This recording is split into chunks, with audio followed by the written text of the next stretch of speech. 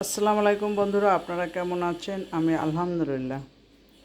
আমি এখানে কিছু চালের গুঁড়ো নিয়েছি আর ভাপা পিঠা করব। এখানে লবণ দিলাম হাফ চামচ। তো চালের গুঁড়োটার সাথে লবণটা মিক্সড করে নিলাম। চালের গুঁড়োটা আমার বাসার, আমি চালের গুঁড়ো ভেঙে ডিপ ফ্রিজে রেখে দিই।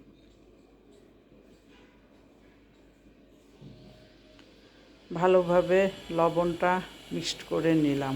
এবার পানি দিব, যেই পানিটা আমরা সব সময় খাই, কোনো গরমও না ঠান্ডাও না।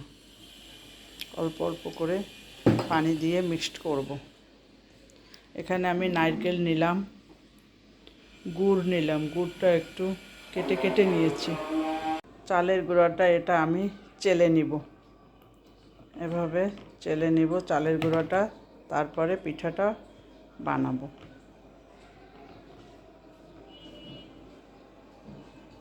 এভাবে আস্তে আস্তে করে পড়বে।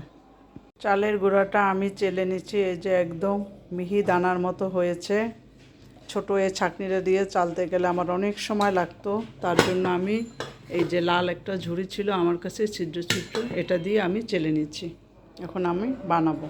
পিঠা বানাবার জন্য এখানে আমি রাইস কুকারের উপরে চালনটা নিয়েছি, নিচে একটা সসপ্যান নিয়েছি। এখন আমি চুলাটা ধরিয়ে দিচ্ছি। আগে থেকেই পানি আমি গরম করে রেখেছি। এই ব্রাশটা দিয়ে আমি একটু তেল ব্রাশ করে দিয়েছি। এখন আমি ঢেকে দিলাম। পানিটা অলরেডি ফুটে গেছে আগে থেকেই। এখন আমি পিঠাগুলো নিয়ে আসব। আমি এখানে 2টা বাটি নিয়েছি, 2টা বাটির ভিতরেই চালের গুঁড়ো দিয়েছি, নারকেলও দিয়েছি। একটু বেশি বেশি করে নারকেল দিই, বাজারে তো নারকেলই দেয় না, নারকেল ছাড়া। আমি বাজারে খেয়েছি কিন্তু নারকেল ছাড়া খেয়েছি, ভালো লাগে না। আজকে একটু মনের মতো বানিয়ে খাবো, যেহেতু ঘরে বানাচ্ছি।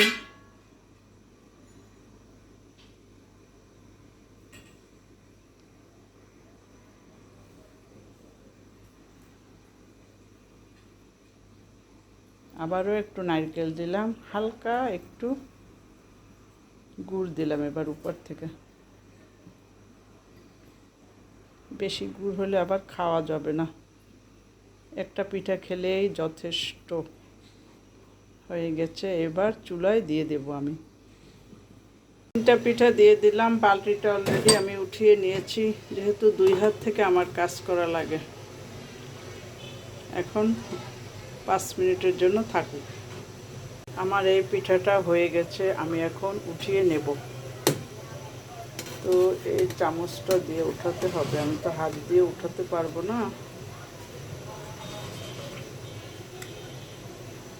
এটা দিয়ে উঠিয়ে নিলাম।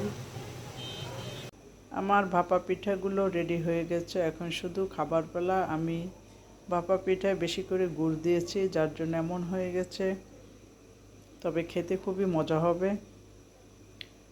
আপনারা সবাই লাইক করবেন, কমেন্ট করবেন, সাবস্ক্রাইব করবেন, বেল বাটনটা অন করে রাখবেন যাতে আমার ভিডিওগুলো আপনারা দেখতে পান। নতুন বন্ধু যারা আমার ভিডিও দেখবেন, সবাই লাইক দিয়ে সম্পূর্ণ ভিডিওটা দেখবেন।